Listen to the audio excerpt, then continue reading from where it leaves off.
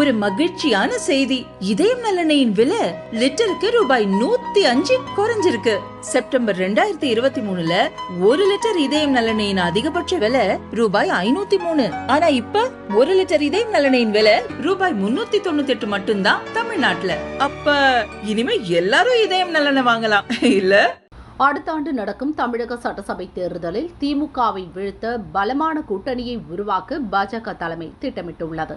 அதிமுக பொதுச் செயலாளர் எடப்பாடி பழனிசாமியும் திமுகவை எப்படியாவது ஒழிக்க வேண்டும் என்ற முடிவுடன் டெல்லிக்கு சென்று மத்திய உள்துறை அமைச்சர் அமித்ஷாவை சந்தித்தார்.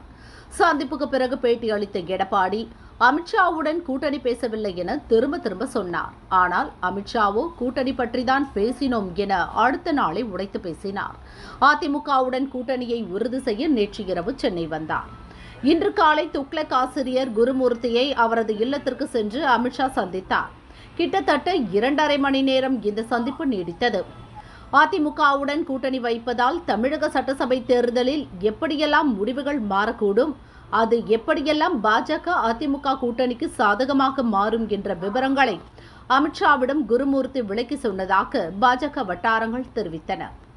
இதனிடையே அதிமுக பொதுச் செயலாளர் எடப்பாடி பழனிசாமி தனது வீட்டில் கட்சி நிர்வாகிகள் முனுசாமி, வேலுமணி, உதயகுமார் உள்ளிட்டவர்களுடன் பேச்சுவார்த்தை நடத்தினார்.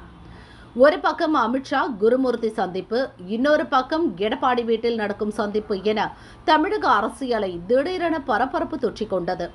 இந்த பரபரப்புக்கு மத்தியில் கிண்டியில் உள்ள ஐடிசி சோழா ஹோட்டலில் அமித்ஷா பிரஸ் மீட்டிற்கு ஏற்பாடு செய்யப்பட்டது. அமித்ஷாவின் பின்னணியில் இருக்கும் டிஜிட்டல் திரையில் தேசிய ஜனநாயக கூட்டணி என்ற பெயர்தான் முதலில் இடம்பெற்றிருந்தது. திடீரென பேக்ரவுண்டில் வைக்கப்பட்டிருந்த டிஜிட்டல் பேனரில் பெயர் மாற்றம் செய்யப்பட்டது. தமிழ்நாடு பாரதிய ஜனதா கட்சி அமித்ஷா பத்திரிகையாளர் சந்திப்பு என்ற வாசகத்துடன் புதிய பேனர் வைக்கப்பட்டதால் பரபரப்பு கிளம்பியது. கூட்டணி பேச்சுவார்த்தை பேரம் படியவில்லை, அதனால்தான் தமிழ்நாடு பாஜக என வைத்துவிட்டார்கள் என தமிழகத்தில் உள்ள அரசியல் நிபுணர்கள் பேச துவங்கினர். எதற்காக பேனரை மாற்றினார்கள் என திமுக மற்றும் கூட்டணி கட்சிகள் வட்டாரத்திலும் பரபரப்பாக பேசப்பட்டது. அந்த பரபரப்பு அதிக நேரம் நீடிக்கவில்லை.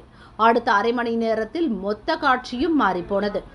குருமூர்த்தியை சந்தித்துவிட்டு ஹோட்டலுக்கு திரும்பிய அமித்ஷாவை எடப்பாடி பழனிசாமி சற்று நேரத்தில் சந்திப்பார் என்ற அறிவிப்பு வெளியானது.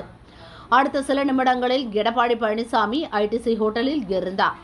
கூட்டணி பற்றி பேச வேண்டியதை எல்லாமே ஏற்கனவே இருவரும் போனில் பேசி முடித்துவிட்டபடியால் நேராகவே அமித்ஷா பேட்டி அளித்தார்.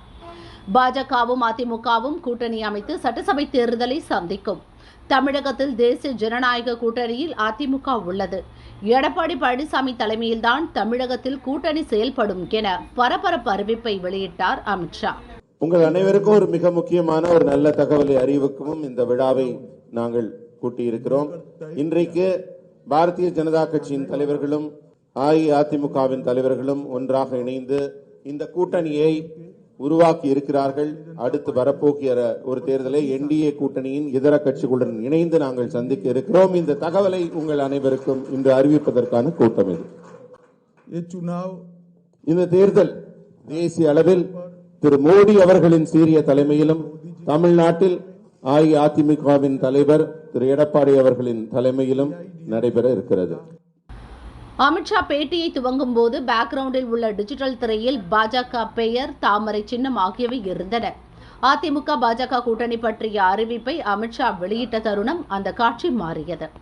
தலைவர்களின் பின்னணியில் இருந்த டிஜிட்டல் திரையில் தேசிய ஜனநாயக கூட்டணி தமிழ்நாடு என்ற வாசகம் வந்தது. தேர்தல் சமயத்தில் தொகுதி பங்கீடு பற்றி அறிவிப்போம், வெற்றி பெற்ற பிறகு ஆட்சியில் பங்கு பற்றி முடிவெடுப்போம் என சொல்லி அதிமுக பாஜக கூட்டணியில் எந்த பிரச்சனையும் இல்லை என்பதை உறுதிப்படுத்தினார் அமித்ஷா.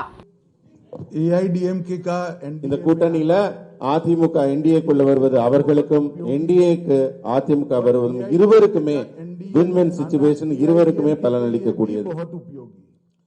அதிமுகவுடன் கூட்டணியை இறுதி செய்துவிட்டுதான் டெல்லி திரும்புவேன் என பிளான் போட்டு வந்தார். அதை கணக்கச்சிதமாக செய்து முடித்து எதிரணியினருக்கு நெத்தியடி கொடுத்தார் அமித்ஷா.